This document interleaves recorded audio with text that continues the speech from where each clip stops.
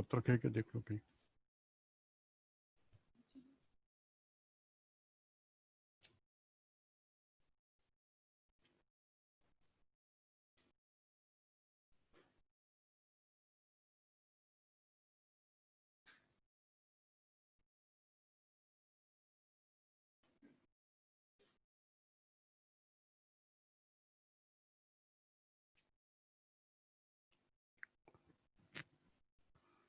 आपका ऑडियो शुरू नहीं है।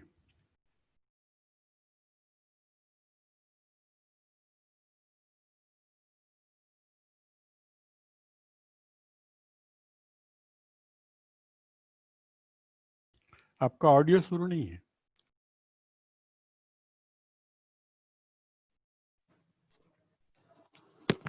ठीक है,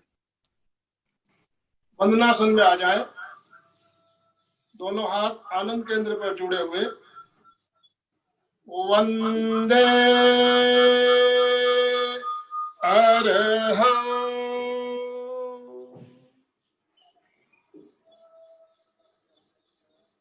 वंदे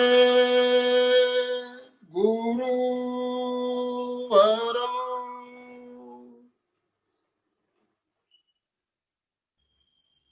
वंदे सच्चं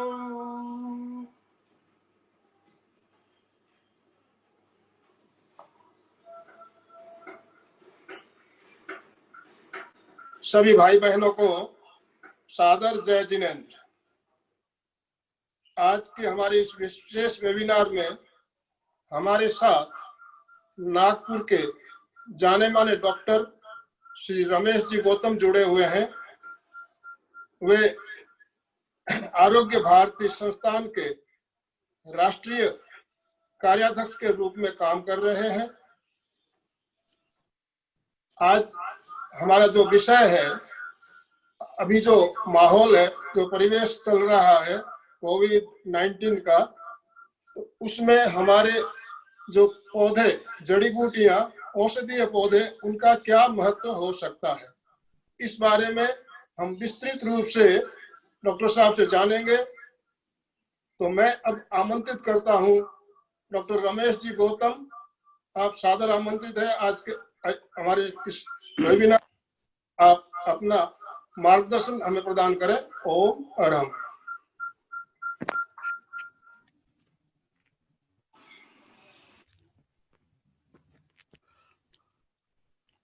नागपुर के परीक्षा ध्यान केंद्र के माननीय संचालक श्री आनंदमल सेठिया जी, आज के इस वेबिनार में उपस्थित विभिन्न साधक बंधु भगिनी, आप सभी को मेरा नमस्कार। अपने वक्तव्य को प्रारंभ करने के पहले मैं उस जैन परंपरा के श्रेष्ठ ऋषि मुनियों को उनका स्मरण कर अपने बात को प्रारंभ करूंगा। मेरा प्रणाम है विश्व की श्रेष्ठ आध्यात्मिक परंपरा जैन धर्म के संस्थापक भगवान महावीर जी को, तेरह पंथ श्रमण परंपरा के महान संत पूज्य आचार्य पूज्य पाद आचार्य तुलसी जी, पूज्य आचार्य महाप्रज्ञ जी तथा अन्य सभी साधु संत मुनियों को मैं प्रणाम करता हूं। मेरा सौभाग्य रहा है कि इस परंपरा से जुड़े हुए विभिन्न साहित्य से, विभिन्न लोगों से मेरा संबंध आया। अपने जीवन के बहुत पहले ही कई यह जो साहित्य है, जैसे श्रमण महावीर जी की पुस्तक है, अनेकांता है, तीसरा नेत्र, यह बहुत ही बड़ा जैन धर्म का महान सिद्धांत है जो जीवन के लिए अति उपयोगी है।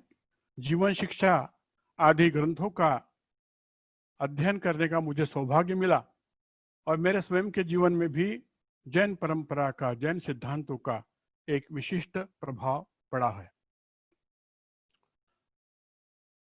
इसके पूर्व में एक तीन चार साल पहले अपने केंद्र पे आया था, माननीय सेठिया जी ने मुझे बुलाया था और लगभग इसी विषय को मैंने वहां पर प्रत्यक्ष रूप में सबके सामने रखा था।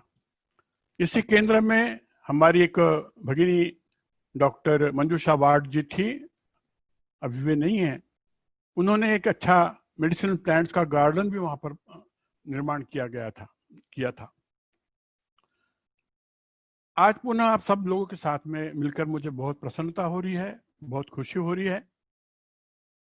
और जो विषय मैं आज आपके सामने रखने वाला हूं वह आरोग्य भारती का मूलभूत विषय है। थोड़ी बात आरोग्य भारती के बारे में भी बता दूं। आरोग्य भारती यह आरोग्य क्षेत्र में काम करने वाला एक अखिल भारतीय संगठन है जो हम स्वस्थ रहें, हम बीमार न गिरें, हमारा आरोग्य अच्छा रहे, हमारा स्वास्थ्य श्रेष्ठ रहे, अच्छा रहे, इसके लिए काम करता है। आरोग्य भारती पूरे देश में सभी प्रांतों में आरोग्य भारती की शाखाएं हैं। लगभग 85% जिलों में हम काम करते हैं और आरोग्य भारती पिछले 2002 से काम कर रही है और उसके कारण से एक आमूलचूल परिवर्तन समाज के स्वास्थ्य के बारे में निर्माण हुआ हम देखते हैं। आरोग्य भारती यह का जिसको हम कहेंगे एक घोषणा है कि हर व्यक्ति स्वस्थ रहे, परिवार स्वस्थ रहे, समाज स्वस्थ रहे और उसके कारण से यह राष्ट्र स्वस्थ होगा। स्वस्थ राष्ट्र ही संपन्न समुन्नत राष्ट्र हो सकता है। उस भूमिका को लेकर विभिन्न प्रकार के विषयों को लेकर, विभिन्न प्रकार के आयामों को लेकर, जैसे स्वस्थ जीवन शैली, हम स्वस्थ रहने के लिए क्या करना चाहिए, क्या नहीं करना चाहिए, क्या खाना चाहिए, क्या नहीं खाना चाहिए, आदि बातें, जिसका विषय शायद पिछले वेबिनार में आपके सम्मुख विशिष्ट वक्ता ने आपके सम्मुख रखा था।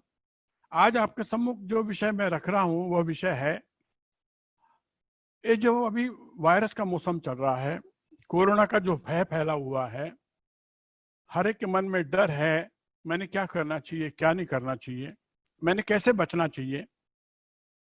और केवल कोरोना ही नहीं, तो ये जो वायरल मौसम होता है, मतलब ये जो वर्षा मौसम होता है, इसमें कई प्रकार के वायरल इन्फेक्शंस आते हैं। डेंगू होता है, स्वाइन फ्लू होता है और न जाने कितने सारे बीमारियां होती हैं। बच्चों में खांसी, सर्दी, बुखार ये हरदम होता रहता है। और आज पहली बार पूरे विश्व को पता चला है, हम सबके ध्यान में आया है कि ये कोरोना के समय में, कोरोना के जो वैश्विक आपदा आई है उसके अंदर में हम लोगों ने विज्ञान के आधार पर आधुनिक चिकित्सा पद्धति में तो बहुत ऊंचाइयां की हैं। न जाने कैसे कैसे संसाधन हमने निर्माण किए हैं, हमारे बड़े बड़े हॉस्पिटल्स हैं, किंतु ध्यान में आ रहा है कि ये सारी बड़ी बड़ी दवाइयां, बड़े बड़े हॉस्पिटल्स, ये बहुत ही कम सीमा तक इनका स्थान आज के कोरोना की स्थिति में हुआ है। और हर जगह, हर व्यक्ति वो एक ही कहता है, गवर्नमेंट भी अपने एडवाइजरी कहती है कि आप अपने इम्यून सिस्टम को बढ़ाइए, आप अपने इम्यून सिस्टम जो है उसको अच्छा बनाइए।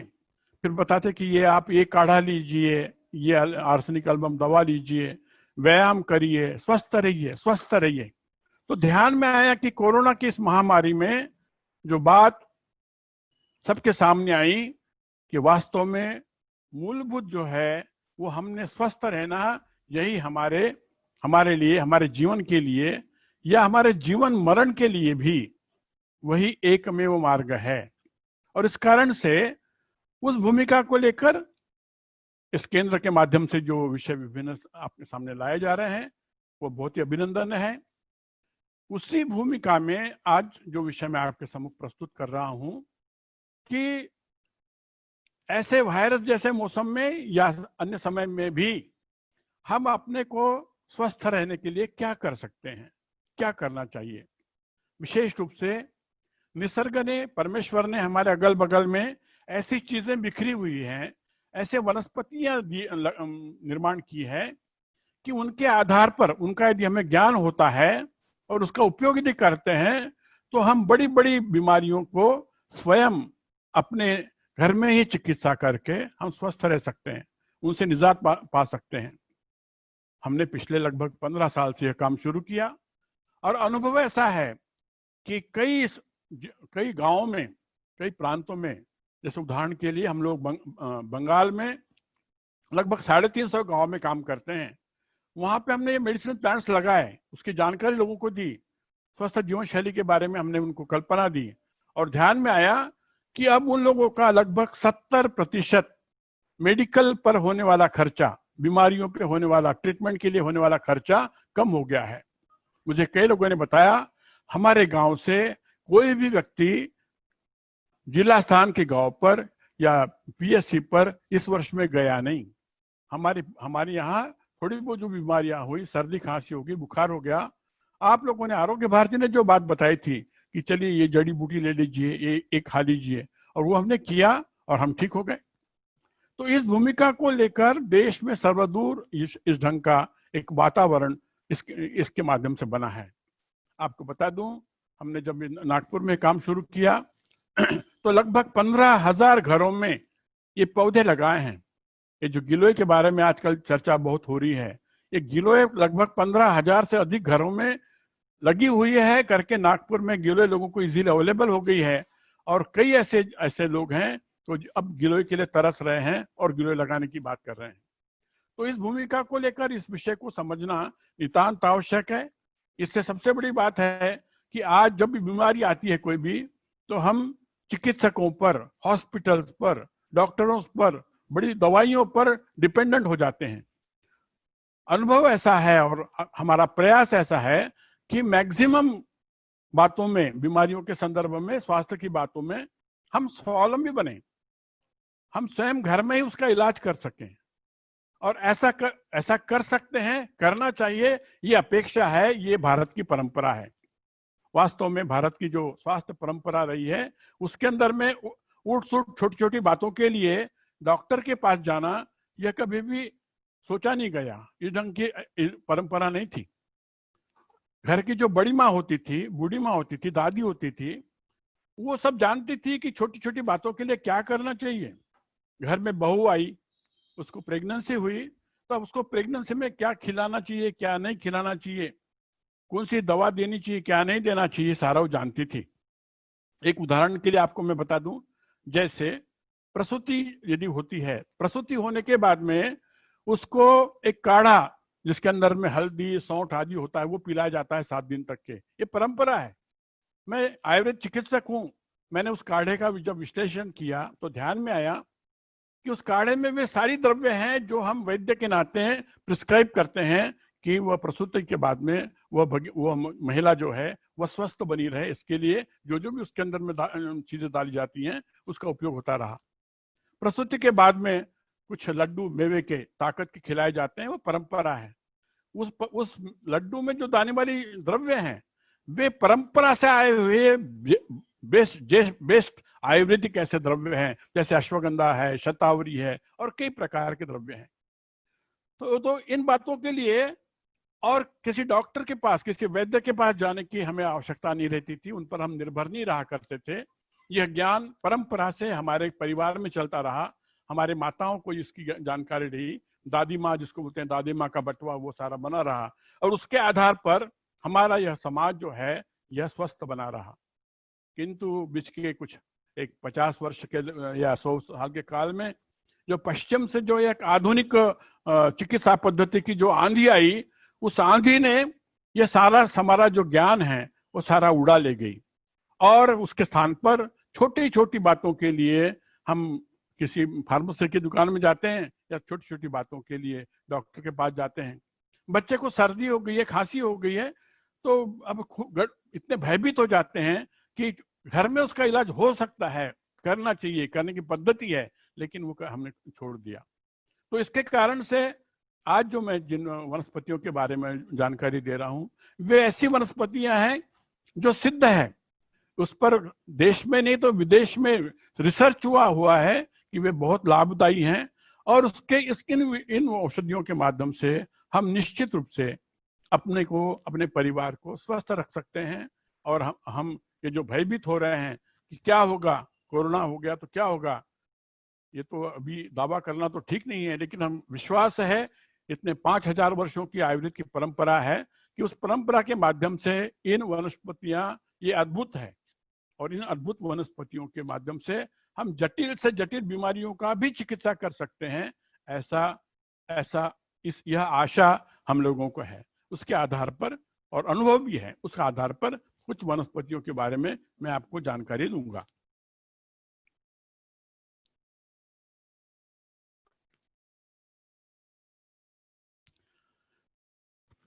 पहली वनस्पति है तुलसी। अब तुलसी के बारे में तो हम सब लोग जानते हैं। तुलसी के बारे में, तुलसी की रोज पूजा करते हैं, तुलसी को रोज पानी चढ़ाते हैं। तुलसी तो देवी है, वह तो विष्णु की विष्णु प्रिया है। लेकिन ये सारी जो बातें परंपरा से हमारे यहाँ आई कि तुलसी हमारे घर में होना ही चाहिए, वह परंपरा डाली गई कि तुलसी यह अद्भुत एक औषधि है। हम पूजा तो करते हैं लेकिन तुलसी का औषधि के रूप में कभी उपयोग नहीं करते। विश्व में आज तुलसी का बड़े पैमाने पर उपयोग हो रहा है। तुलसी के बारे में तो हम कहते हैं, तुलसी क्या है? तुलसी महाप्रसाद जननी सर्व सौख्य वर्धिनी आदि व्याधि हरा नित्यम तुलसी त्वम नमोस्तुते। यानी जितनी भी बीमारियां हैं उसको सबको दूर करती है तुलसी।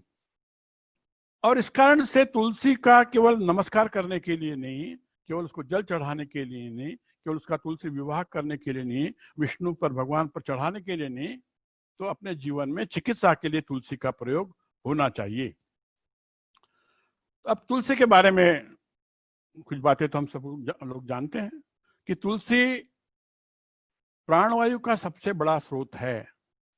तुलसी सबसे ज्यादा बड़ी मात्रा में प्राणवायु उत्सर्जित करती है। अब यदि प्राणवायु के एक प्रकार से यदि मशीन है, एक प्रकार के उपकरण है, नैसर्गिक उपकरण है, तो हमारे घर में तो आज के जमाने में जब प्रदूषण है तो कई प्रमाण में, भरपूर प्रमाण में तुलसी लगाना चाहिए। हमारे घर में एक तुलसी का छोटा मोटा पौधा होता है पूजा के लिए, लेकिन तुलसी के कई पौधे, 2, 4, 5, 10 जैसे भी हो सकता है, ऐसे जितने लगा सकते हैं उतने पौधे घर में होना चाहिए। नागपुर में आपको एक नाम सुना होगा, तुलसी बाग। दल महल के पास में तुलसी बाग करके वो तुलसी का बगीचा था। पूरा बगीचा, पूरा एक बड़ा क्षेत्र तुलसी के वन में था। तुलसी का वाटिका जो है वह उस ढंग से निर्माण की गई थी। तो तुलसी जो है वो ऑक्सीजन की सबसे बड़ी है। आपको ये भी पता होगा, जो ताजमहल है वो सुरक्षित रहना चाहिए, उस पर इरोजन नहीं होना चाहिए। इसके लिए वहां पे बहुत हजारों लाखों प्रमाण में तुलसी का पौधारोपण किया गया है। तो इस भूमिका को लेकर भी तुलसी अपने घर में रहे। फिर तुलसी के औषधीय गुण है, यानी बड़े बड़े हृदय रोग हो या सादी सर्दी जुकाम हो, अपने यहाँ सदियों से अपने देश में तुलसी का उपयोग होता रहा है। अब सामान्य जो है, सर्दी खांसी हो गई, नजला हो गया, थोड़ा बुखार सा लग रहा है, हम जाते हैं फार्मेसी में जाकर और वो भी कोई एंटी कोल्ड और कोई इस ढंग की गोलियां लेके आते हैं जो निरापद नहीं है, जिनके बारे में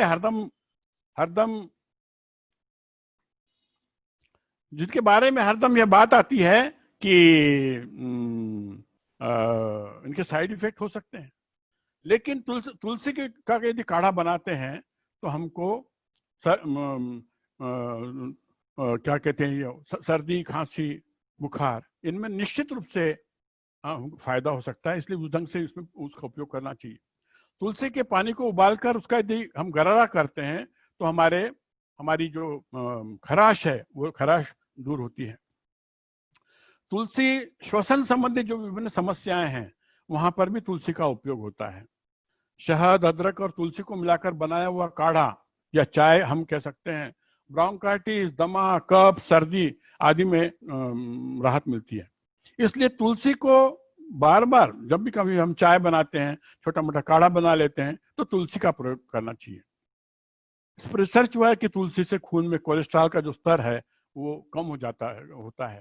हृदय रोगियों के लिए भी तुलसी जो है यह बहुत उपयोगी है। तनाव में, डिप्रेशन में भी तुलसी का बहुत अच्छा उपयोग होता है। ऐसा अनुभव में आया है, ऐसा रिसर्च पर सिद्ध हुआ है। और इसके कारण से हम कहते हैं कि तुलसी जो है यह बहुत ही उपयोगी है। तुलसी का मुंह के मुंह में जो फोड़े आ जाते हैं, स्टोमेटाइटिस जिसको कहते हैं, अल्सर्स हो जाते हैं, उसमें भी तुलसी के पत्तों को चबाने से उसका उपयोग हो सकता है। और इस कारण से दूसरा और एक बहुत इसका प्राय उपयोग किया जाता है, पहले किया जाता था, जब दांत खुजली हो जाती है तो तुलसी का रस यदि वहां लगाते हैं तो ऐसी, जिसको हम कह सकते हैं जो स्किन प्रॉब्लम्स है, उसके लिए भी तुलसी का उपयोग होता है। तो हमारी सबकी प्रिय, सबकी परिचित तुलसी, जिसको हम नमस्कार करते हैं, उसका अपने स्वास्थ्य के संवर्धन में भी और बीमारियों के लिए भी हमने उसका उपयोग करना चाहिए। और इसलिए हम कहते हैं तुलसी त्वम नमोस्तुते, हे तुलसी माता हम तुम्हें नमस्कार करते हैं। अब दूसरा जो पौधा मैं आपको बताने वाला हूं वो है गिलोय। आजकल आप सब लोग, नागपुर में तो कम से कम ये बात चल रही है कि कोरोना हुआ है, गिलोय का काढ़ा पीजिए, गिलोय का उपयोग करिए। नागपुर में हम लोगों ने लगभग 15,000 घरों में गिलोय लगाई है। इसके कारण से अभी हजारों परिवारों में यह कोरोना न हो इसके लिए एक इम्यूनिटी बूस्टर के रूप में यह गिलोय का उपयोग हो रहा है। एक 15 साल पहले मुझे मालूम है शायद ही नागपुर में कहीं या देश में कई स्थानों पर गिलोय इस वनस्पति को किसी ने देखा था, इसका परिचय था। लेकिन लगातार आरोग्य भारती के काम के माध्यम से ये गिलोय यह अमृतुल्य औषधि है, उसको अमृता कहते हैं। इसकी बेल होती है, आप में से कई लोगों के घर में यह बेल होगी, नहीं होगी तो आपने अवश्य लगाना चाहिए। यदि उसका छोटा सा ऐसा टुकड़ा होता है, ऐसा एक एक एक एक दंडी है, ये दंडी यदि आप जमीन में लगा देते हैं तो 15 दिन में लगभग उसको खिलाना शुरू हो जाएंगे। और एक बहुत बड़ी ऐसी बेल जो आपके लिए, आपके परिवार के लिए और मोहल्ले के लिए उपयोगी सिद्ध हो सकती है, ऐसी यह जो गिलोय है यह अमृता कहा गया है। और वास्तव में हमारे पिछले कई वर्षों के अनुभव से बता रहा हूं, ये वास्तव में अमृत तुल्य है। मैं तो कहूंगा ये जादू की कांडी है कि जिसके माध्यम से कई प्रकार के सामान्य से लेकर तो पेचीदगी बीमारियां भी इससे ठीक होती है। अभी कोरोना का ये चल रहा है, काल चल रहा है, और कोरोना जैसे जितने भी वायरल इन्फेक्शंस हैं, जैसे डेंगू है, चिकनगुनिया है, स्वाइन फ्लू है, ऐसे विभिन्न वायरल इन्फेक्शन में गिलोय यह रामबाण औषधि है। गिलोय में जो है, गिलोय के बारे में और एक है, डेंगू में जब डेंगू होता है तो प्लेटलेट्स काउंट कई बार कम हो जाता है, यानी कई बार जो 50,000 तक के प्लेटलेट्स काउंट होता है। हमने सैकड़ों रुग्णों में अनुभव किया है कि यदि उसे गिलोय देते हैं 1-2-3 दिन के अंदर में वह प्लेटलेट्स काउंट बहुत एकदम बढ़ जाता है। गिलोय का दूसरा ऐसा विशेषता है कि गिलोय जो है यह रसायन औषधि है। रसायन यह शब्द प्रयोग केमिकल के रूप में नहीं है। आयुर्वेद में रसायन यह संकल्पना है। रसायन, रसायनम यद द्रव्यम यद जरा व्याधि विनाशनम, जिस बीमारी से, जिस द्रव्य से बुढ़ापा और व्याधियां नष्ट होती है उसको रसायन कहते हैं। तो गिलोय यह एक अत्युत्तम रसायन है, और इस रसायन के माध्यम से आप अपना ओज बढ़ाती है, अपनी इम्यूनिटी बढ़ाती है, अपना स्वास्थ्य और अच्छी रहती है। इस कारण से आज सार्वत्रिक रूप से कोरोना में खुद की इम्यूनिटी बढ़ाने के लिए इसको हम गिलोय का प्रयोग करें, ऐसा बताया जाता है। गिलोय जो है इम्यूनो मॉड्यूलेटर है, यानी यह जो हमारी जो प्रतिकार शक्ति है, इम्यून सिस्टम है, इसको सशक्त बनाती है। यदि वो बिगड़ी है, कमजोर हुई है तो उसको ठीक करती है, यदि वो डिस्टर्ब है तो उसको बैलेंस करती है। तो ऐसी यह गिलोय जो है आज के इस कोरोना काल में, वायरल इन्फेक्शन के समय में बहुत ही उपयोगी ऐसी वनस्पति है। गिलोय के और कई उपयोग हैं, जैसे गिलोय जो है कैंसर में उपयोगी है। गिलोय संधिवात और आर्थराइटिस और जो वात व्याधियां हैं उनमें भी उपयोग है। गिलोय इम्यूनोमॉड्यूलेटर है, इस कारण से जितने भी ऑटो इम्यून डिसऑर्डर है, जैसे एलर्जिक डर्माटाइटिस और कई सारे ऑटो इम्यून डिसऑर्डर, उसमें गिलोय का उपयोग होता है। गिलोय मानसिक व्याधियों में भी है, उपयोगी है। एचआईवी में भी गिलोय का पॉजिटिव इफेक्ट है, और गिलोय कोलेस्ट्रॉल और ब्लड शुगर भी कंट्रोल में लाती है। तो ऐसी यह गिलोय जो है वो हमारे परिवार में हो रहे, हमारे घर में लगे, ऐसी भूमिका है। मैं आप सबसे निवेदन करता हूँ कि जिनके पास गिलोय, जिनके परिवार में नहीं है, वे अवश्य गिलोय को अपने घर में लगवाएं। दूसरा पौधा है एक काल में करके पौधा है। ये भी बहुत बड़ा बुखार के लिए बहुत ही अच्छा पौधा है। साथ में यह हेपेटाइटिस पर भी काम करता है, मधुमेह में भी इसका उपयोग होता है। अगला पौधा मैं आपको बताऊंगा वह है पारिजात। मैं कई जो पौधे जिनके बारे में मुझे विशेष बताने का मन करता है, क्योंकि अनुभव उसके बारे में है। पारिजात यह वात व्याधियों की बहुत ही उपयोगी ऐसी दवा है, बहुत ही प्रभावी दवा है। अभी तक के हजारों लोगों के बारे में अनुभव है कि जिन्हें आर्थराइटिस है, सर्वाइकल स्पॉन्डिलाइटिस है, लंबर स्पॉन्डिलाइटिस, रिमोटाइड आर्थराइटिस है, ऐसे विभिन्न वात व्याधियों में, जॉइंट पेन है आदि, इसमें यदि पारिजात की 5 पत्तियां यदि उसका काढ़ा बनाकर यदि हम पीते हैं तो एक 3-4 दिन में, 1 हफ्ते में ही उसका प्रभाव अनुभव होता है। पारिजात मलेरिया में भी उपयोगी है, बुखार में भी उपयोगी है, और इसके कारण से पारिजात का उपयोग विशेष रूप से यदि एक बात ध्यान में रखनी है तो विभिन्न प्रकार के वात व्याधियों के लिए पारिजात यह बहुत ही उत्तम ऐसी औषधि है। पारिजात के 5 पत्ते लीजिए। पारिजात आपको मालूम है, पारिजात जो लाल डंडी वाला फूल होता है उसका, पारिजात के बारे में बोलते हैं कि यह भगवान कृष्ण का बहुत प्रिय पौधा है। उन्होंने अपनी पत्नी सत्यभामा के लिए, क्योंकि सत्यभामा को चाहिए था, तो उन्हें स्वर्ग में से इस पौधे को चुरा कर लेकर आया, ऐसी एक किंवदंती है, कथा है। तो ऐसा यह भगवान कृष्ण का और सत्यभामा का प्रिय ऐसा पारिजात का पौधा अपने घर घर में लगना चाहिए। इसकी सुगंध भी बहुत होती है, इसका तो हम पूजा में उपयोग करते हैं, लेकिन वात व्याधि की अत्युत्तम दवा ऐसा यह पारिजात है।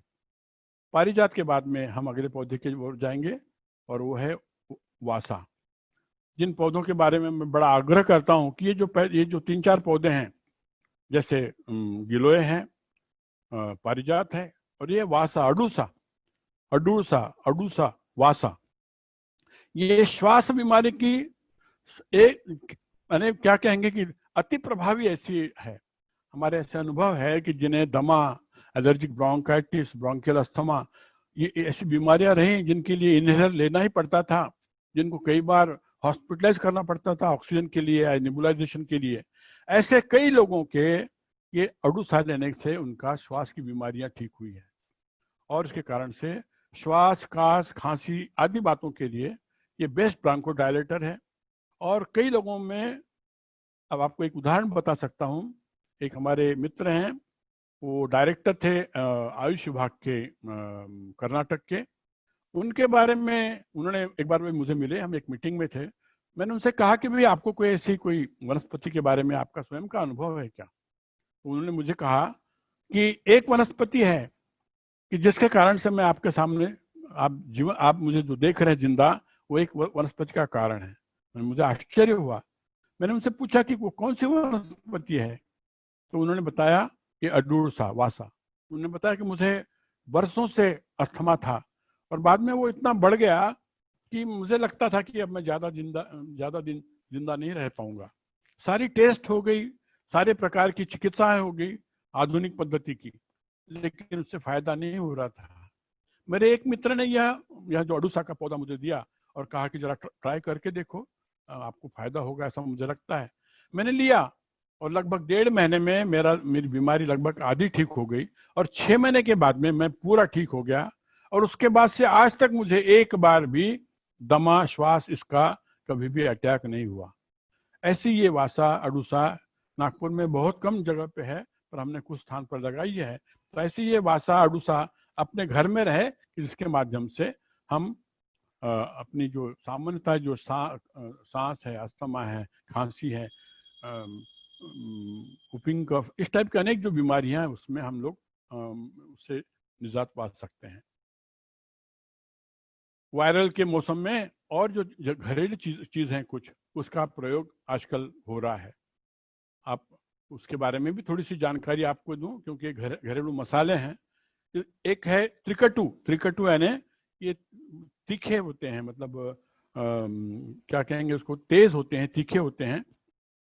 सौंठ हम सब लोग जानते हैं, काली मिर्च और पिप्पली। ये त्रिकटु जो है, ये एंटी वायरल इनकी प्रॉपर्टी, इस पर 50 जगह पर रिसर्च हुए हैं, और आजकल आयुष के माध्यम से हमको कहा भी गया है कि सौंठ, काली मिर्च, पिपली इसका काढ़ा पिए। ये दालचीनी है, दालचीनी भी बहुत ही अच्छी एंटीवायरल है और इम्यूनिटी बूस्ट करने वाली है। हल्दी, हल्दी के बारे में तो हम उपयोग करते ही आए हैं, लेकिन हल्दी जो है अब धीरे धीरे रात को गर्म दूध में हल्दी मिलाकर पीने से हमारी इम्यूनिटी बढ़ती है। ऐसा भारत में नहीं तो पूरे विश्व में चल रहा है। विश्व के अनेक स्थानों पर, इवन बड़े बड़े रेस्टोरेंट में हल्दी वाला दूध बहुत प्रचलित हो रहा है। इस कारण से यह जो त्रिकटु है, सौंठ, काली मिर्च, पिपली, हल्दी, दालचीनी, इनका प्रयोग भी हमारे दैनंदिन व्यवहार में हो, इसकी आवश्यकता है। एक और कुछ पौधों के बारे में आपको जानकारी देता हूँ। ये जो बरसात का मौसम होता है, इस मौसम में वायरल हेपेटाइटिस, जॉन्डिस, कामला, पीलिया, यह बीमारी भी बड़े पैमाने पे होती है। और इन बीमारियों पे, जिसको हम कहेंगे बिल्कुल बहुत ही प्रभावी ऐसी औषधियां हैं। यह है एक है भुई आंवला।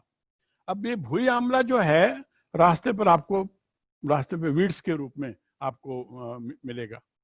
ये छोटे छोटे 1-1.5 फीट का पौधा होता है, उसके ऊपर ऐसे दाने होते हैं।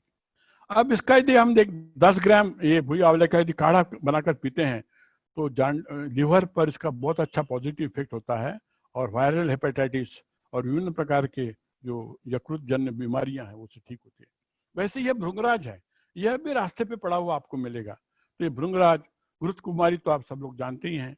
तो ये भृंगराज, घृतकुमारी, भुई आंवला आपको सहज रूप से मिलने वाली ये पौधे हैं और इसके माध्यम से viral hepatitis, cirrhosis of liver और कई बीमारियां जो है उनके अंदर में आपको उससे फायदा हो सकता है।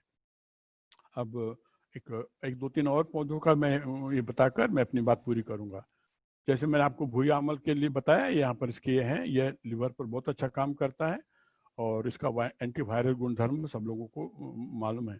यह भृंगराज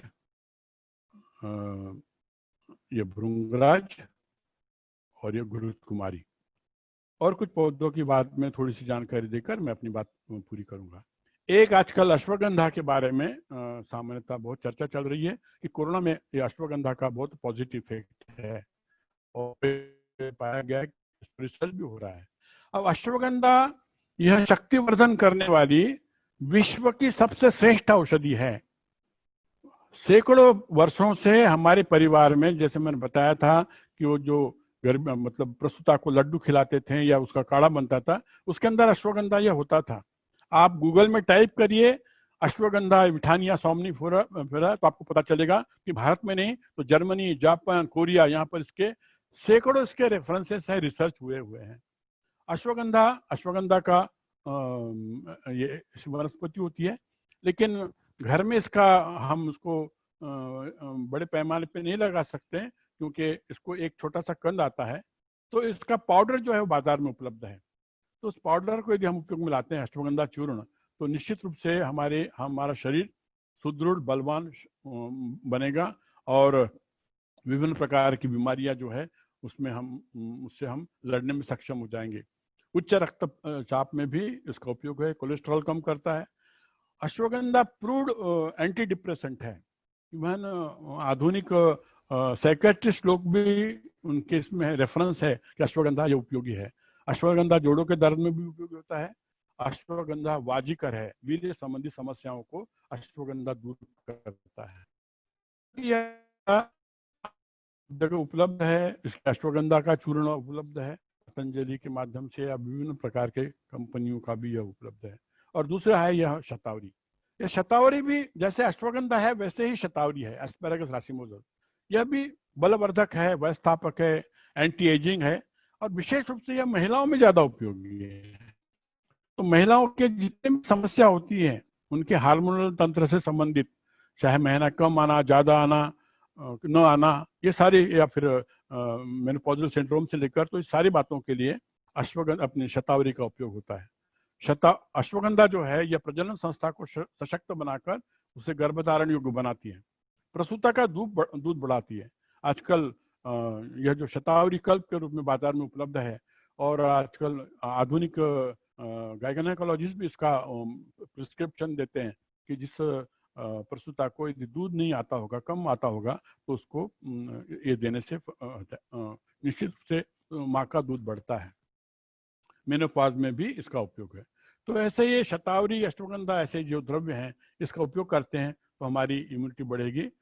हम सब लोग जानते हैं कि आंवला अभी शुरू हो जाएगा आंवला ना, तो और 6 महीने चलेगा आंवला। मैंने आयुर्वेद की सबसे बड़ी, हम कहेंगे कि भगवान की हम पर मेहरबानी है कि आंवला जैसा एक रसायन हमको उपलब्ध करा दिया है। हमने उसका उपयोग करना चाहिए। आंवले में विटामिन सी है, आंवला रसायन है, आंवला बाल झड़ना आदि सारी समस्याओं के आंवले के माध्यम से हम ठीक कर सकते हैं। इसलिए आंवले का च्यवनप्राश, आंवले की कैंडी, आंवले का मुरब्बा, इसका लगातार उपयोग करना चाहिए। आंवले की चटनी बनाना चाहिए। आखिरी के 1-2 और पौधे बताकर मैं अपनी बात पूरी करूंगा। सहजन है। सहजन कई लोग पता नहीं क्या हो गया कि सहजन बीमारी, मतलब सहजन नहीं लेना, ऐसे कई लोग बोलते हैं, क्योंकि उससे आयुर्वेदिक दवाइयाँ उसका उतर जाती हैं। लेकिन सहजन जो है, इनमें देखिए आप इस पर देखिए कि इसके अंदर में विटामिन ए, सी, कैल्शियम भरपूर प्रमाण में है। और कई प्रांतों में भारत में आजकल कुपोषण के लिए सहजन का उपयोग करके कुपोषण दूर करने की बात पूरे देश में चल रही है। एक अगस्त्य करके एक पौधा होता है, इससे सफेद फूल आते हैं। यह भी शक्तिवर्धक ऐसा फूल है, इसके फूलों की सब्जियां बनाते हैं, पत्तों का भी हम उपयोग कर सकते हैं। मीठा नीम तो हम सब लोग जानते ही हैं। मीठा नीम का विटामिन सी, विटामिन ए का खजाना है। और आखिरी में ब्राह्मी का पौधा, 2 प्रकार की ब्राह्मी होती है, एक मंडूक पर्णी सेंटेला साइटिका, दूसरी होती है नीर ब्राह्मी बकोपा मोनियरी। यह भी स्मृतिवर्धक है, मस्तिष्क के दौर्बल्य को दूर करती है, शक्तिवर्धक है, डिप्रेशन में इसका उपयोग होता है। एक 4-5 लड़ियां दूध में कूट कर यदि हम लेते हैं तो निश्चित रूप से हमारी बौद्धिक क्षमता बढ़ती है। एक 2-3 पौधे आपको ये भी बता दूं कि वर्षा ऋतु में मॉस्किटोज बढ़ जाते हैं, तो ये 3-4 पौधे हैं जो मॉस्किटो रिपेलेंट हैं। इनकी जो गंध है उसके कारण से मॉस्किटो घर के अगल बगल में नहीं आते। एक है सब्जा, दूसरा है पेट्रोनीला, ये पुदीना और लेमन ग्रास। तो इन पौधों को यदि लगाते हैं तो इनका वैसे भी मेडिसिनल उपयोग भी है। आप जानते हैं कि पुदीने का क्या उपयोग है, सब्जा भी जानते हैं। ये जो लेमन ग्रास है वो तो चाय के रूप में हम उपयोग में ला सकते हैं। तो ऐसे इन पौधों का यदि हम उपयोग करते हैं तो निश्चित रूप से मुझे ऐसा लगता है कि विभिन्न प्रकार की जो समस्याएं हैं, उन समस्याओं से हम खुद को सुरक्षित रख सकते हैं, हमारा स्वास्थ्य ठीक रख सकते हैं। और छोटी छोटी बातों के लिए हम डिपेंडेंट नहीं होते हैं। छोटी छोटी बातों के लिए हमको डॉक्टर चाहिए, छोटी छोटी बातों के लिए फार्मासिस्ट की दवाइयाँ चाहिए। पता नहीं रहता उसमें क्या है, बाद में पता चलता कि अरे हमने ये गोली खाई, इसके तो बड़े साइड इफेक्ट है, अरे इसके कारण से तो किडनी खराब हो जाती है, अरे इसका तो लीवर पर असर होता है। पर तब तक हमने कई ऐसी दवाइयाँ खा चुके होते हैं। तो इसके कारण से सामान्य बातों के लिए घर में ही हम अपना स्वास्थ्य ठीक बनाएं, ठीक रखें, और उसके लिए यह जो ज्ञान है, इसकी जानकारी है, यह हम तक के पहुंचे, इसके लिए प्रयास किया है। आपको बता दूं, अभी कोरोना के कारण से, कई समस्याओं के कारण से ये सारी पौधे हम लोगों ने पहले उपलब्ध करा दिए थे, लेकिन अभी कई कारणों से वो कई जगह पे बन नहीं पाए, उसकी नर्सरी नहीं बन पाई। तो इनमें से कई पौधे अभी नहीं हैं, लेकिन समय जैसे ही अनुकूल हो जाएगा ये पौधे उपलब्ध हो सकेंगे। हम आपका जो केंद्र है वहाँ पर ही इन पौधों की उपलब्धता हम कर सकते हैं। तो मुझे लगता है कि मैंने अपनी ओर से इस विषय को लेकर मेरे मन में जो बातें आई थी उनको मैंने आपके सम्मुख रखा है। 2-3 बातें जो प्राय पूछी जाती है, क्या ये निरापद है? तो मुझे आप सबको बताना है कि हाँ, ये निरापद है। इनमें जो सारी औषधियां बताई गई है उसमें जो उसका डोज है, शेड्यूल डोज है, एक छोटी सी पुस्तिका भी बनाई है हमने। ये पुस्तिका है, छोटी पुस्तिका। ये पुस्तिका में उसके बारे में जानकारी दी है। और यदि आपका डोज कम ज्यादा थोड़ा हो गया तो इससे किसी से भी कोई दुष्परिणाम होने वाला नहीं है। क्या इसके बारे में रिसर्च हुआ है? आधुनिक विज्ञान में इन सारे वनस्पतियों के बारे में आधुनिक विज्ञान में भी भरपूर रिसर्च हुआ है। और इसके कारण से इन लोग ये अनुभव करें, अनुभव करने के बाद में निश्चित रूप से उसका उपयोग होगा। एक छोटा सा उदाहरण आखिर में देकर मैं अपनी बात पूरी करता हूँ। अपने नागपुर के ही पास में खेड़ी करके एक गांव है। एक 4-5 साल पहले हम लोग वहाँ पर गए थे, वहाँ पर इसी बारे में जानकारी दी, वहाँ पर पौधे गिलोय बांटी, गिलोय के पौधे लगाने के लिए दिए और हम लोग वापस आ गए। बाद में संबंध था। एक उसके 2 साल के बाद में एक वहाँ का युवा लड़का मेरे घर पे आया और बोलने लगा कि डॉक्टर साहब मुझे सारे के सारे पौधे चाहिए। मैंने कहा भाई क्यों, किस बात के लिए चाहिए? तो बोले कि नहीं मुझे मेरे घर में लगाना है। मैंने बोला भाई तुम्हें ऐसा क्यों हुआ कि तुम अपने घर में सारे पौधे लगाना चाहते हो, ऐसी क्या बात हो गई? तो उसने कहा कि डॉक्टर साहब ऐसा हुआ कि अभी मेरे घर में हमारे यहाँ हमारे गांव में वायरल फीवर की साथ आई और मेरे पिताजी बीमार गिरे, बुखार आ गया उनको बहुत तेज। तो वो गए, पीएचसी में गए, डॉक्टर के पास गए, उन्होंने दवाइयाँ लिख दी, 400-500 रुपये खर्च हो गए। उसके बाद में मेरी माँ बीमार गिरी, तो उसको फिर से डॉक्टर के पास लेके गए, 400-500 रुपये फिर से खर्च हो गए। उसके बाद में मुझे बुखार आया, तो मैं सोचा कि घर में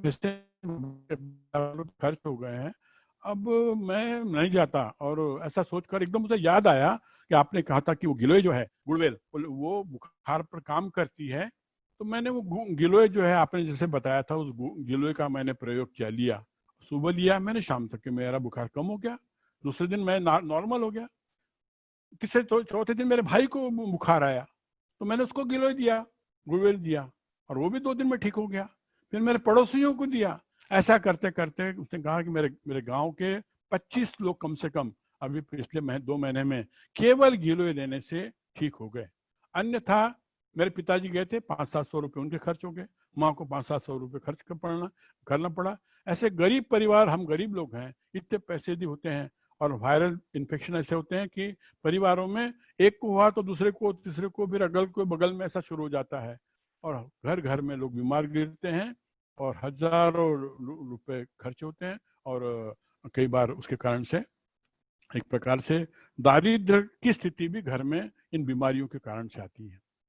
एक अमर्त्य सेन करके नाम सुना होगा उन्होंने, आप लोगों ने, उन्होंने कहा कि भारत में जो दारिद्र्य का जो कारण है उसमें प्रमुख कारण है यहाँ की चिकित्सा व्यवस्था।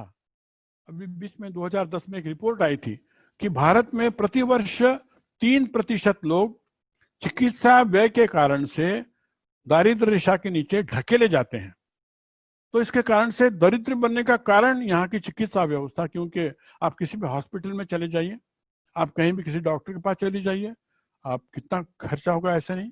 कई लोगों को तो अपने घर बेचने पड़ते हैं, अपने जमीन बेचनी पड़ती है, अपने बेटी के शादी के लिए जमा किए हुए पैसे खर्च करने पड़ते हैं, अपने बेटी के पढ़ाई की व्यवस्था के लिए बनाई हुई राशि खर्च करनी पड़ती है। तो इस भूमिका को लेकर यह जो विषय है ये समाज तक के जाता है तो धीरे धीरे समाज में ज्ञान बढ़ेगा, अनुभव बढ़ेगा, विश्वास निर्माण होगा और धीरे धीरे यह स्वाभाविक रूप से, जिसको कहते हैं ना कि स्वावलंबी बनने के लिए, आत्मनिर्भर बनने के लिए, आजकल आत्मनिर्भर भारत की बात आई है, तो आत्मनिर्भर स्वास्थ्य के क्षेत्र में आत्मनिर्भर भारत के जो कई आयाम हैं उसमें यह औषधियों का हमारा जो परंपरागत ज्ञान है वह समाज तक के पहुंचना, यह भी एक बहुत बड़ी बात है। मुझे लगता है कि इसी विषय को लेकर आपके सम्मुख मैंने 4 बातें रखी। आप लोगों ने मुझे इस वेबिनार के लिए आमंत्रित किया, आप लोगों ने बहुत ही शांति से सुना। इस बात के लिए मैं आप सभी को धन्यवाद देते हुए और आप सभी के स्वास्थ्य की, विशेष रूप से इस कोरोना काल में आप सभी स्वस्थ रहें, आप सभी अच्छे रहें, ऐसी परमेश्वर से प्रार्थना करते हुए मैं अपनी बात पूरी करता हूँ। सबको धन्यवाद, नमस्कार। बहुत बहुत धन्यवाद डॉक्टर साहब, आपका बहुत बहुत धन्यवाद। आपने हमें बहुत ही कुछ अच्छी जानकारियां दी। आपकी संस्था आरोग्य भारती पूरे देश भर में जो काम कर रही है, बहुत ही प्रशंसा के योग्य काम कर रही है। और हमारा प्रेक्षा फाउंडेशन, उसका भी एक ही लक्ष्य है कि हम निरोग कैसे रहें, स्वस्थ कैसे रहें, डॉक्टर के पास हमें जाने की जरूरत ना पड़े, तो इसके लिए मेडिटेशन और योगा हम करवाते हैं। तो आप और हम दोनों मिलकर अगर इस एक मिशन बनाकर आगे बढ़ते हैं तो हम निश्चित रूप से कह सकते हैं कि हमें डॉक्टरों के पास जाने की जरूरत ही नहीं पड़ेगी। हमारे ध्यान के अंदर योगा के जो प्रयोग करवाए जाते हैं वो उनको हम नियमित करते हैं। छोटे छोटे आसन, जो प्राणायाम या जो और क्रियाएं करवाई जाती है, उनसे भी हम बिल्कुल स्वस्थ रहते हैं। ये हमारे क्लास में आज इतने दिनों से चल रही है, पिछले 9 साल से यह क्लास चल रही है और काफी लोग केवल ध्यान और आसनों के द्वारा ठीक हुए हैं और नियमित इनका अभ्यास करने से हम निश्चित रूप से स्वस्थ रह सकेंगे। तो आपका बहुत बहुत धन्यवाद, आपने अपना अमूल्य समय दिया। अब हमारा क्वेश्चन आंसर राउंड, जिज्ञासा समाधान का राउंड चलेगा। 10-15 मिनट का समय हम आपसे और लेंगे। जिनको भी कोई जिज्ञासा हो कृपया रेज हैंड के ऑप्शन में जाके अपना हाथ रेज हैंड करें। मैं एक एक को अनम्यूट करूंगा, आपका सवाल आप प्रस्तुत कर सकते हैं। डॉक्टर साहब आप उनका जवाब जरूर देंगे आपको। मैं रेज हैंड में देख रहा हूं किनके किनके हाथ उठे हुए हैं। प्रदीप सरावगी, प्रदीप जी सरावगी, प्रदीप जी सरावगी। जय जिनेंद्र डॉक्टर साहब। नमस्कार, जय जिनेंद्र, बोलिए। डॉक्टर साहब जय जिनेंद्र। जय जिनेंद्र, आपकी आवाज। डॉक्टर साहब अभी 5-6 दिन से पूरे शरीर के अंदर में इचिंग होने के बाद दाफल जैसे हो जा रहे हैं। जी जी जी। खुजली बहुत होती है, जब खोल लेता हूं तो पूरा बदन लाल हो जाता है। जी जी जी जी। और विशेषकर पांव के नीचे के हिस्से में ज्यादा हो रही है, पूरे बदन पे लाल लाल दाने हो जाते हैं। जी जी। आपको बुखार वगैरह आया है क्या? आपको बुखार वगैरह आया था क्या? आपको बुखार आया था क्या? नहीं, बुखार नहीं आया डॉक्टर साहब। बुखार नहीं आया था।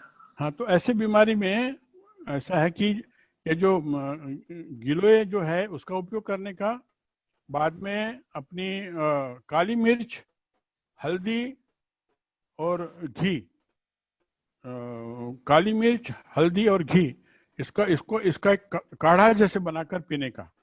काली मिर्च, हल्दी, जैसे एक 5-6 काली मिर्च, 1 चम्मच, आधा चम्मच हल्दी और 1 चम्मच घी, इसमें ऐसा हाँ उसका काढ़ा बनाने का, थोड़ा पानी डालकर और उसको लेने का। उसमें थोड़ी सी चिमट भर, आधा चम्मच सौंठ भी डाल सकते हैं। तो वो लीजिए तो उससे जरूर फायदा होगा। ज्यादा तकलीफ होती है तो ऐसा है कि फिर ऐसे कुछ बातों में फिर आप अपने चिकित्सक को दिखा सकते हैं। लेकिन घरेलू उपाय के रूप में मैं फिर से बताता हूँ आपको कि गिलोय का काढ़ा लीजिए, जो हमने बताया वो एंटी एलर्जिक है क्योंकि ये सब एलर्जी है।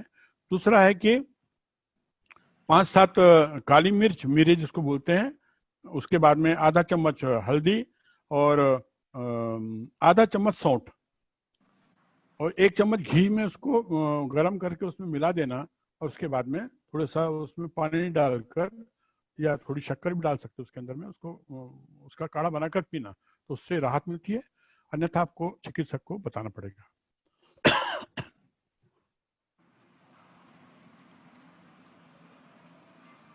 नेक्स्ट अंजू जी पारख, आपने हैंड राइज किया हुआ है, कृपया अपने आप को अनम्यूट कीजिए, सवाल पूछिए।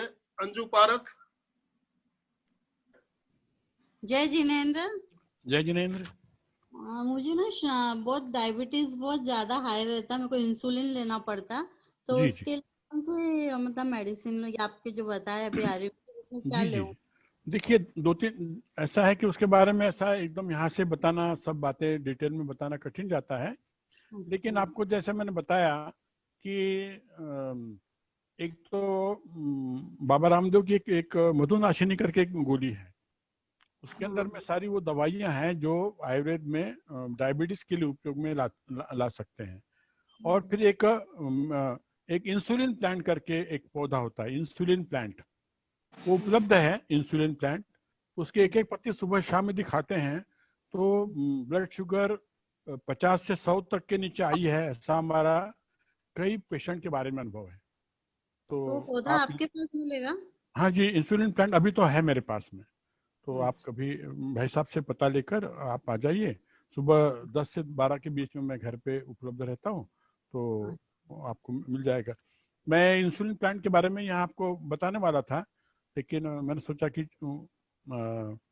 वो है, मगर वो उपलब्ध है, और वो भी कम से कम सैकड़ों लोगों ने नागपुर में उसका उपयोग किया है, इंसुलिन प्लांट का।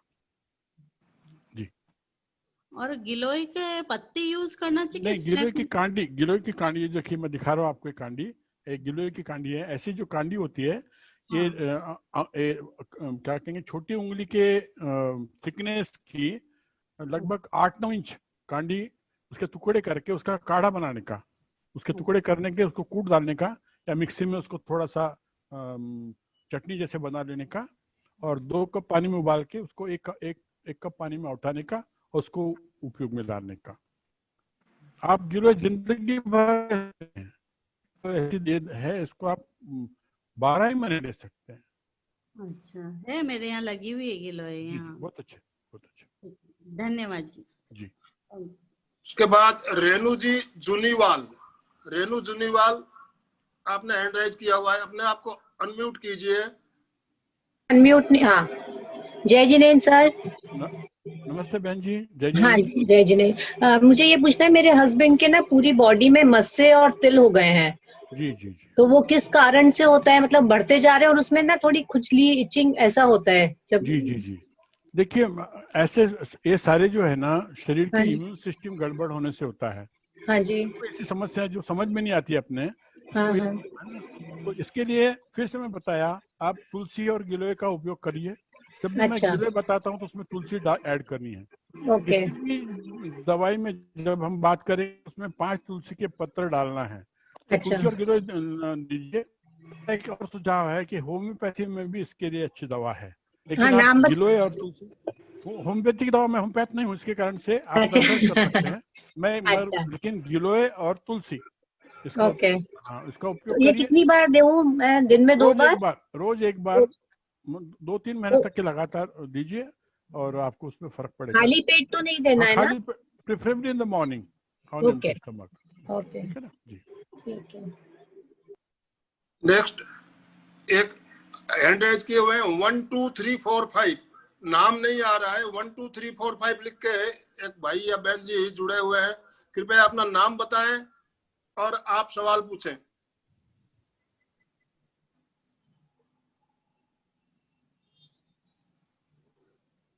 हैंड राइज कर रखा है, 1 2 3 4 5 नंबर दिख रहा है यहाँ पे। हाँ, मैं अहमदाबाद से हितल शाह बोल रही हूँ। अहमदाबाद से हितल शाह। अपना सवाल पूछिए। हाँ, मुझे ना अभी कोरोना का थोड़े सिम्टम्स है, मैं क्वारंटाइन में हूँ, मेरी दवाई भी चल रही है, होम्योपैथी की दवाई चल रही है कोरोना के लिए। आपकी आवाज क्लियर नहीं आ रही है मेरे ख्याल से, समझ पाए? हाँ, मेरे को कोरोना हुआ है। हेलो। हाँ। तो अभी मेरी होम्योपैथी की दवाई चल रही है, मैं काफी ठीक हूँ वैसे तो, ना मुझे सांस की प्रॉब्लम है, ना मुझे खांसी बहुत हल्की सी आ रही है, पर मेरी जो ये सर्दी जुकाम जैसा है ना, वो ऐसी आवाज मेरी वैसी हो गई है कि जैसे बहुत सी सर्दी हुई हो ऐसी। तो मुझे बस उनके लिए जानकारी चाहिए थी, और अभी मेरी होम्योपैथी की दवाई चल रही है। आप होम्योपैथी की दवा ले रही हैं? आपको कोरोना हुआ था? हुआ है, अभी भी नहीं, अभी है, मेरे को हुआ है। हाँ, ठीक है। तो उसके अंदर में आप ये जो घरेलू उपचार के रूप में गिलोय और तुलसी, इसको आप ले सकती हैं। गिलोय की एक और उसके अंदर में, हेलो, यहाँ पे गिलोय कहाँ मिलते हैं? क्योंकि अहमदाबाद सिटी में मुझे पता ही नहीं है। तो वो जो रामदेव बाबा का जो आता है ना, जो गिलोय और तुलसी का, तो वो ले सकते हैं क्या? हाँ, ले सकती हैं। वो संशमनी वटी करके आती है, गिलोय और तुलसी की वाली, वो ले सकती है। कौन सी बोला? संशमनी वटी, संशमनी वटी। संशमनी वटी वो पतंजलि की आती है? हाँ, पतंजलि की आती है। ओके, अच्छा ठीक है। ओके, और मुझे आपका कॉन्टेक्ट नंबर दे सकते हो आप? हेलो। हाँ, बोलिए। तो क्या मैं अगर ये कुछ थोड़ा सा अगर ज्यादा जानना हो तो मैं आपको कांटेक्ट करके भी पूछ सकूं? आप चैट बॉक्स में डाल दो ना आपका नंबर। चैट बॉक्स में डॉक्टर साहब का नंबर आप, मैं आपके ग्रुप में डाल देता हूँ। हाँ हाँ डाल देना, ठीक है। ग्रुप में डाल दो। ठीक है। हाँ पक्का पे भूलना मत, डाल देना। हाँ ग्रुप में डाल दूंगा। जिनको भी संपर्क करना हो, डॉक्टर साहब समय बता दीजिए, किस समय आपसे संपर्क किया जा सकता है? सुबह 10 से 12। 10 से 12। ओके। आप बोले बिना डाल देना है नंबर। मुझे बहुत तकलीफ भी हो रही है कोरोना का, तो मुझे जानकारी भी चाहिए, थोड़ी ट्रीटमेंट भी करनी है आयुर्वेदिक की। ठीक है, ठीक है। पिंकी जैन ने हैंड राइज किया हुआ है। समय हमारे पास थोड़ा ही बचा है, अब ज्यादा क्वेश्चन हम नहीं ले पाएंगे। पिंकी जैन, सवाल। जय जिनेंद्र। जय जिनेंद्र। अच्छा, मैं ये बोल रही थी कि जैसे मेरे थायराइड में मेरी आयुर्वेदिक 2 मेडिसिन चल रही है, एक गेनोडर्मा करके है और एक ये नोनी करके है, जिससे मेरा कंट्रोल है काफी। अच्छा। लेकिन अभी पूरा एंड नहीं हो रहा है, मतलब तो इसके लिए और कोई औषधि है जो मैं ले सकती हूँ? आपकी आप तो वैसे युवा ही लग रही हैं। आपकी आयु क्या है? मेरी आयु 40 प्लस है, 42। 40। हाँ, हाँ। तो एक तो क्या है कि आप ये शतावरी कल्प करके आता है बाजार में, शतावरी कल्प। ये पतंजलि में मिल जाएगा? हाँ नहीं, पतंजलि का शतावरी चूर्ण आता है। शतावरी कल्प या शतावरी चूर्ण, वो सुबह शाम लीजिए। उस पर लिखा रहेगा कितना डोज वगैरह रहता है। तो यानी आपको शतावरी लेना है, ठीक है ना। गिलोय लीजिए नियमित रूप से, गिलोय। अच्छा। गिलोय वटी आती है, गिलोय घन वटी पतंजलि की आती है, वो लीजिए। और साथ में आप सूर्य नमस्कार करने का अभ्यास डालिए। सूर्य नमस्कार करती है? सूर्य नमस्कार पहले करती थी, अभी थोड़ा छोड़ दिया। नहीं करके आपको थायराइड हो गया? नहीं, पहले से था, 15 साल से है वो तो। हाँ, तो आपने कंटिन्यू रखना चाहिए था। हमारे पास सैकड़ों उदाहरण है दीदी कि जिनको हमने थायराइड में ट्रीटमेंट के रूप में सूर्य नमस्कार करने के लिए बताया, तो उनको उससे फायदा हुआ। एक ब्रह्म मुद्रा करके होती है, वो भाई साहब बताएंगे आपको, कि गला नीचे करके आप ओम करना, दाहिनी ओर करके 5 बार ओम करना, बाईं ओर करके 5 बार ओम करना, उसको ब्रह्म मुद्रा बोलते हैं। तो वो करिए, तो उससे थायराइड पर आपके फर्क होगा, ठीक है ना। पर सबसे बड़ा है थायराइड में अपना व्यायाम हमने बढ़ाना चाहिए। टहलना, घूमना, विशेष रूप से सूर्य नमस्कार। आप 13 सूर्य नमस्कार तक के जाइए, और फिर बीमार है तो आपने 13 की जगह 25 सूर्य नमस्कार करना चाहिए। आपको लग रहा होगा कि 25 बहुत होते हैं, लेकिन चिकित्सा के रूप में धीरे धीरे धीरे धीरे धीरे अपने सूर्य नमस्कार 4-5 से शुरू कीजिए और बढ़ाइए। आप में परिवर्तन होगा, मैं पक्का बताता हूँ। डॉक्टर साहब, आपको मैं बताना चाहता हूँ जी, अभी कुछ ही दिन पहले हमने थायराइड स्पेशल पर कुछ योगा जी प्राणायाम थायराइड स्पेशल क्लास ली थी हमने। जी जी में क्या आसन, क्या प्राणायाम, कौन से हमें थायराइड के लिए फायदेमंद हो सके, कौन सी मुद्रा, सारी जानकारी भी दी थी। तो मैं बहन जी को बताता हूँ कि वो वीडियो मेरे पास उपलब्ध है। आप चाहें तो अपना नंबर दीजिए, मैं वो वीडियो आपको भेज सकता हूँ। आसनों के द्वारा, प्राणायाम के द्वारा, अन्य छोटे छोटे प्रयोग के द्वारा हम थायराइड कैसे ठीक कर सकते हैं, इसकी स्पेशल क्लास हमने ली थी कुछ दिन पहले। आप ग्रुप में दे दीजिएगा। ग्रुप में तो डाला था मैंने, अभी वापस डाल दीजिएगा। ठीक, जय जय।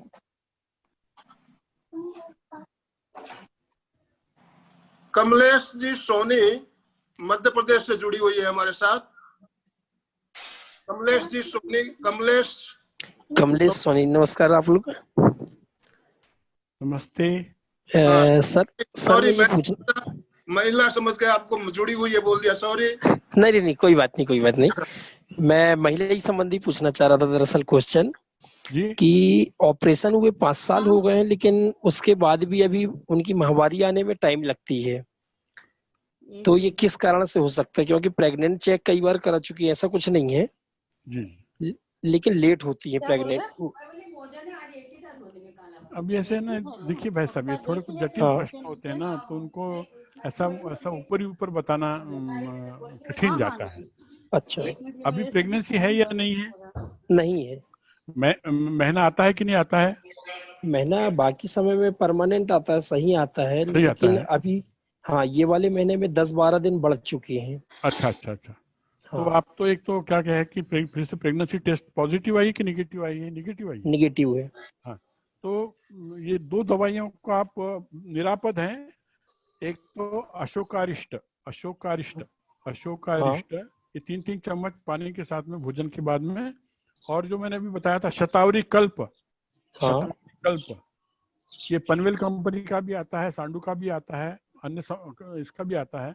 तो उसमें जो डोज बताया उसके हिसाब से, क्योंकि हर एक कंपनी में कंपोजिशन अलग अलग रहता है, तो जो डोज बताया उसके हिसाब से 2.5 ग्राम उसमें होना चाहिए सुबह, 2.5 ग्राम शाम को।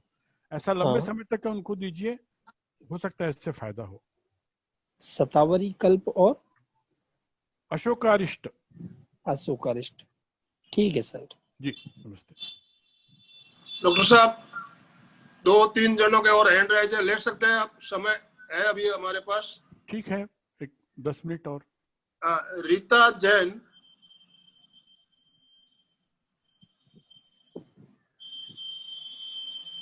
जय जिनेंद्र डॉक्टर साहब। जय जिनेंद्र डॉक्टर साहब। जय जिनेंद्र। एलोवेरा का उपयोग कैसे किया जाता है, और गिलोय के पत्ते भी खा सकते हैं क्या? पहले गिलोय के पत्ते खा सकते हैं क्या, इसके बारे में बताता हूँ। गिलोय के पत्ते खा सकते हैं, लेकिन गिलोय के पत्ते में रस नहीं होता। इस कारण से हम गिलोय की डंडी का रस काढ़ा करने के लिए बोलते हैं। गिलोय के पत्ते बड़े शुष्क होते हैं, उसमें रस ज्यादा नहीं होता, पर आप गिलोय के पत्ते खा सकते हैं। फिर दूसरा जो आपने क्या कहा दूसरा?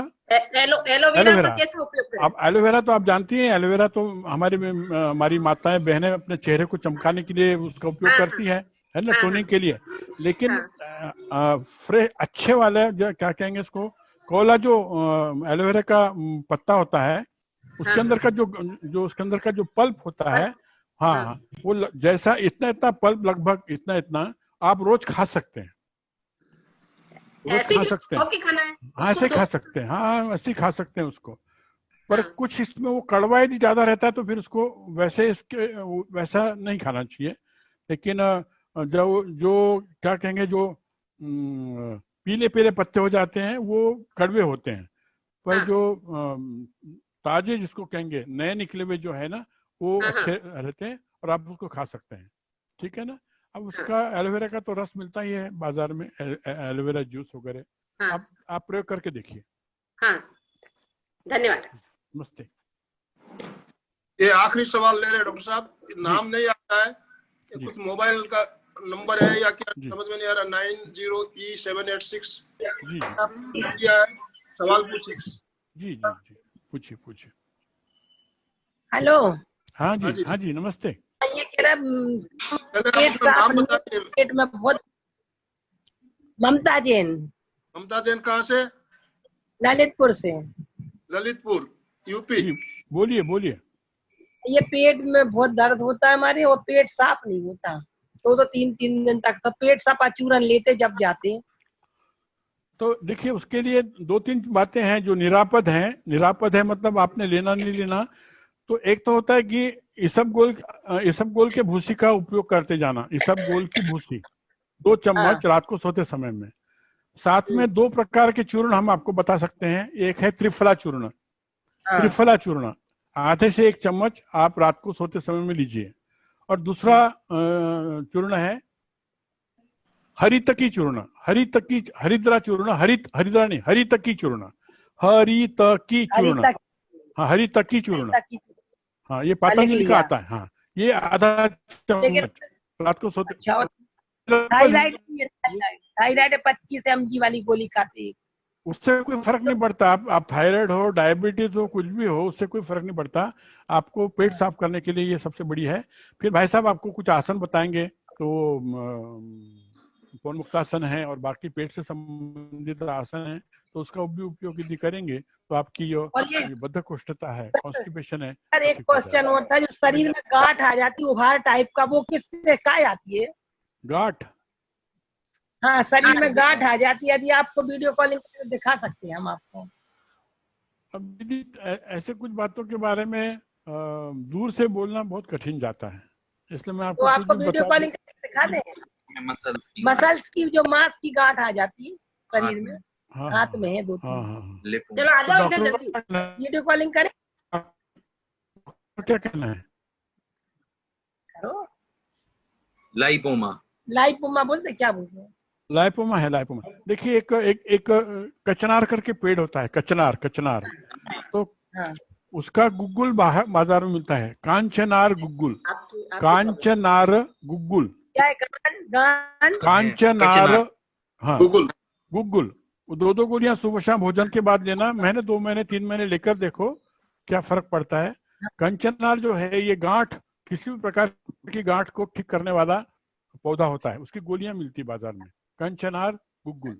ठीक है, नमस्ते। सब समय जी, आपने तो समय दिया था, अब समय संपन्न हो रहा है। जी, जी। एक अभी नए सुनील जी जैन ने हैंड राइज किया हुआ है, आखिरी सवाल ले रहे हैं हम उसको अलग से भी पूछ सकते सुनील जी जैन, आप अपना सवाल पूछिए। जी जी। हाँ जी सर, जय जिनेन्द्र। जय जिनेन्द्र। क्या समझा? मैं ये पूछा था, आपने जो पौधे बताए थे, अभी जितने पौधे दिखाए हैं, जो बताए हैं, जी, अपने फ्लैट सिस्टम पे अपन लगा सकते हैं, जिसके यहाँ फ्लैट है, जगह नहीं है, वहाँ ये आप इसकी कर सकते हैं क्या? गमलों में कुछ लगा, ये सारे पौधे लगा सकते हैं, इसलिए फ्लैट सिस्टम में भी यदि आप गमलों में लगा सकते हैं और सूर्य प्रकाश यदि मिलता है तो आप कहीं भी लगा सकते हैं। जैसे गिलोय है, गिलो के चीज लगाना चाहें तो गिलोय छोटे में लग सकती है। हाँ, गिलोय आप लगा सकते हैं, थोड़ा बड़े गमले में लगाइए तो आपके केवल आपके परिवार के लिए उपयोग में आ सकती है। लेकिन अच्छा। आपको लगातार यदि उपयोग में लानी है तो आपको किसी जमीन में लगी हुई बड़े गिलोय की ही मतलब उसी से आपको ज्यादा मिल सकता है। लेकिन अच्छा, आप गिलोय आप गमले में फ्लैट में लगा सकते हैं। अच्छा। लेकिन हर फ्लैट सिस्टम अगल बगल कोई बगीचा होता है, हाँ, तो बगीचा रोप दें, वहाँ के मालिक को बताएं कि भाई ये हम इस बगीचे में आप गिलोय लगा दीजिए, तो धीरे धीरे आपको गिलोय मिलना शुरू हो जाएगी। हमारे यहाँ वैसे खुली जगह नहीं है, मेन बाजार है, बाजार के अंदर है, तो जगह कुछ नहीं, अपने जगह पे ही ढूंढिए, आपको कहीं ना कहीं से तो भी मिल जाएगा। किसी का पास की कोई फार्म होगा, किसी का कहीं ऐसी जगह होगी, वो अमृत है, और अमृत के लिए तो आपने प्रयास करना चाहिए। वो अमृत तुल्य वनस्पति है गिलोय। और सर ये तुलसी की जो जैसे आती है, तो सब तुलसी एक ही रूप की होती है कि अलग रूप आती है? तुलसी के 4 प्रकार हैं, 4-5 प्रकार है। उसमें से 2 तुलसियां कॉमन है। एक श्यामा तुलसी बोलते हैं उसको, यानी उसके पत्ते जरा काले होते हैं। और एक तुलसी जो होती है वो सामान्य तुलसी जो हरे पत्तों की होती है। फिर कर्पूर तुलसी है, और फिर और कई प्रकार है। लेकिन श्यामा तुलसी यानी जिसके पत्ते डार्क होते हैं वो ज्यादा उपयोगी है, ऐसा माना जाता है। ये जो डॉक्टर साहब मैं दिखा रहा हूँ, ये देखिए। अब यहाँ से नहीं मैं अंदाज कर सकूंगा, लेकिन तुलसी है तो बस अच्छी है। मेरा नमस्कार तुलसी माता को। यहाँ से नहीं मैं कह पाऊंगा आपको। तो ये कोई भी प्रकार की तुलसी हो? हाँ, किसी भी प्रकार की तुलसी अच्छी होती है जी। ठीक, धन्यवाद डॉक्टर, बहुत बहुत धन्यवाद। नमस्ते। डॉक्टर साहब आपके नंबर मिल सकेंगे?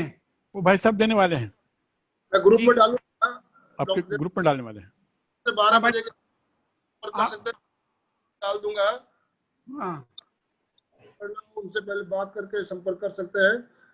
और आप अपना भी नंबर दे देंगे भाई साहब? जी, आप कहाँ रहते हो?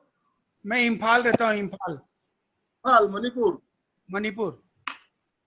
चलिए डॉक्टर साहब, हमारे साथ देश से कहाँ से लोग जुड़े हुए हैं, और इनका जो बातें बताई, इनका निश्चित रूप से मिलेगा, मुझे पूर्ण विश्वास है।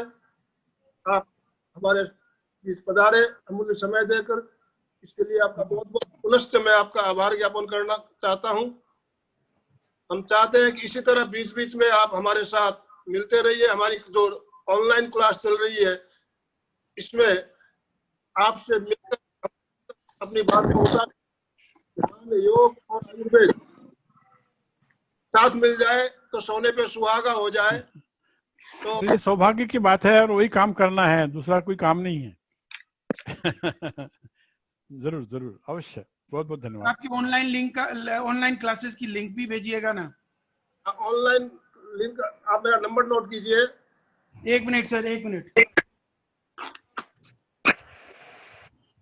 937 1 मिनट बोलिए। 937 हेलो 347 937 1831। मैं दोबारा बोल रहा हूँ, 937 हाँ सर 937 47 347 831। सर एक बार फिर बोलेंगे 937 347 831 831 1831 1831 1831 ना। ठीक है, धन्यवाद जी सर। इस नंबर पे आप मैसेज कीजिए, आपका नाम लिख के भेजिए, मैं आपको लिंक भेज दूंगा, आप ग्रुप में शामिल हो सकते हैं। ठीक है जी, धन्यवाद सर। बहुत बहुत धन्यवाद, बहुत बहुत धन्यवाद डॉक्टर साहब का, बहुत बहुत धन्यवाद।